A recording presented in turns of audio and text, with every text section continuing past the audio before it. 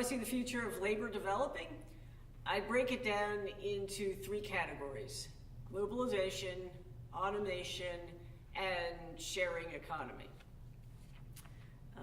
As we already see, anything that can be globalized is globalized, and we'll see that even more if there's anything left that can be globalized. Obviously, a lot of things will continue to be automated, both blue and white collar jobs, but as Toby Walsh points out, automation is more complicated than you think. Bike repair person is an example that Toby Walsh points out is probably unlikely to be automated or taken over by an AI anytime in the near future because A, it's not well paid, so there's not much of an economic incentive to build a machine that can do it, and B, it's a very fiddly job. So because it's fiddly, that's what makes an automaton or a machine that can do this job very expensive to build.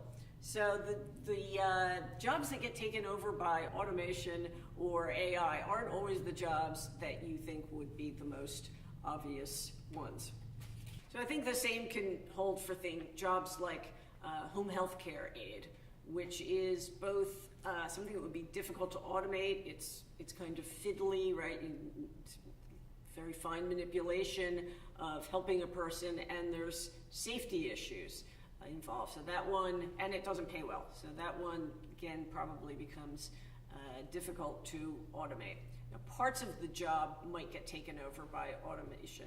For example, the Apple Watch can be expanded, and people already have implants that are reporting their medical statistics. So people can be monitored more easily through automation, but having somebody help them dress and bathe is probably going to be one that is not automated in the near future, even though every once in a while you see somebody building like a nurse robot.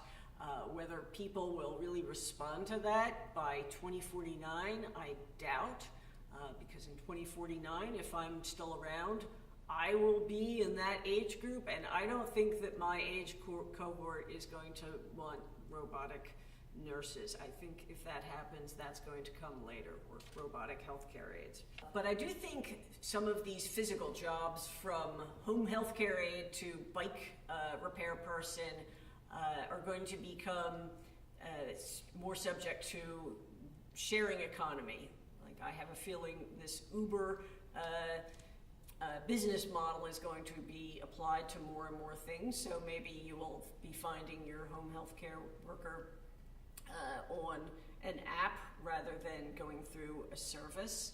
I don't know that that's a very good thing economically for people in those positions, but that kind of looks like it's the way things are going to go. So we're going to have to deal with that. How do people get their health insurance? How do they make enough money to live and have housing when they're in that sort of freelance, permanent freelance economic lifestyle? But creative, inventive, cultural work, I think, is still going to be difficult to automate. And inventing an iPhone where no smartphone exists yet, or a social network, is much harder for an AI than programming a smartphone or even advertising on it. Humans are going to be better at inventing things for the foreseeable future, but this kind of thing is already globalized, right? There's only one iPhone and one Android phone. We don't have that at the local level. Since intellectual property can be distributed easily and immediately on the internet, creative work already involves competing on a global scale, and I imagine that will continue. Now, I've noticed people often point to examples of computers being creative, and they give examples like, well, computers are writing music and computers are writing poetry, but I think it's important to notice that all creative work is not the same. Harold Cohen's Aaron learned to paint 40 years ago, and it's still better than most contemporary AIs because Harold Cohen was a good painter who spent decades programming it to be a good painter with a specific style. He did not design it as a labor-reducing AI. It was very labor-intensive. And even with something like that, Aaron paints paintings, right? It doesn't invent new things. So there's kind of this order of magnitude of creativity that AIs are going to have a very difficult time taking over, and that is the ability to actually invent new things. On the other hand, some low-level creative work could be taken over by AIs. Google's Magenta can already compose movie and newscast stereotypical sounding background music. So that's a kind of thing that people that do, create background music, they may have competition from the AI. But it's a little harder to imagine it doing something like Childish Gambino's This Is America. There's too much cultural awareness in that song. It makes musical left turns in specific places, and the relationship of the audience to the musician is very important.